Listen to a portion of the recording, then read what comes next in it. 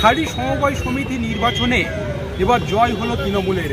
দক্ষিণ 24 পরগনার মথুরাপুর 2 নম্বর ব্লকের খাড়ি সমবায় সমিতি, যেখানে 3টি অঞ্চল নিয়ে এই সমবায় সমিতির মোট 35টি আসন। সেই 35টি আসনের মধ্যে 34টি আসনে জয়লাভ করে তৃণমূল।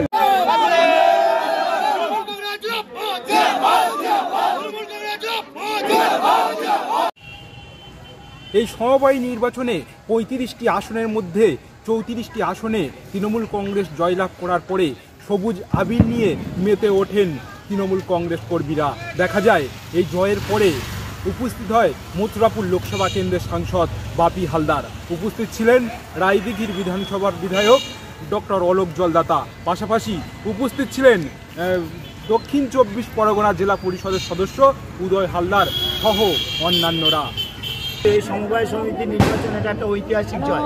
আপনারা জানেন খাড়ি সমবায় সমিতি একটা বড় সমবায় সমিতি, যেটা আমাদের 3টে অঞ্চলে, অর্থাৎ খাড়ি অঞ্চল, রাধাকান্তপুর অঞ্চল, গিলেচ্ছাড় অঞ্চল, 3টে অঞ্চলের প্রায় ভোটার সংখ্যা আমাদের 3700 ভোটার। প্রায় মিনি পঞ্চায়েতে নির্বাচন 27টা বুথ হয়েছিল। আমাদের 35টা প্রার্থী তারা প্রতিদ্বন্দ্বিতা করেছে, তার মধ্যে 34 জন আমাদের তৃণমূল কংগ্রেসের সমর্থিত মাননীয় মুখ্যমন্ত্রী মমতা বন্দ্যোপাধ্যায় এবং অভিষেক বন্দ্যোপাধ্যায় তার নেতৃত্বে আমাদের 34 জন প্রার্থী তারা কিন্তু তৃণমূল কংগ্রেসের সমর্থনে জয়ী হয়েছে।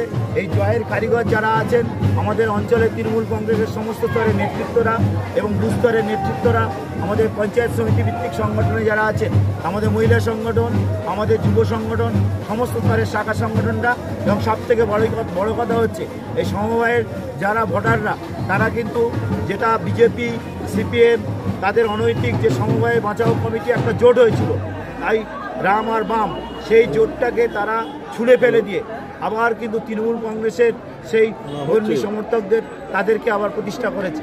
অর্থাৎ আমরা জানি সারা পশ্চিমবঙ্গে মাননীয় মুখ্যমন্ত্রী মমতা বন্দ্যোপাধ্যায়ের যে উন্নয়নের জয়, আমাদের ক্যাপ্টেন অভিষেক বন্দ্যোপাধ্যায় তার যে মানুষের ভালো করার ইচ্ছা, তার উপর আস্থা রেখেছে মানুষ। এই জয় আমাদের সবার জয়, এটা তৃণমূল কংগ্রেস জয়, এটা হচ্ছে গ্রাম বাংলার মানুষের জয়, এটা মামাটি মানুষের জয়। দক্ষিণ 24 পরগনা থেকে নুরুদ্দিনের রিপোর্ট, BNTV।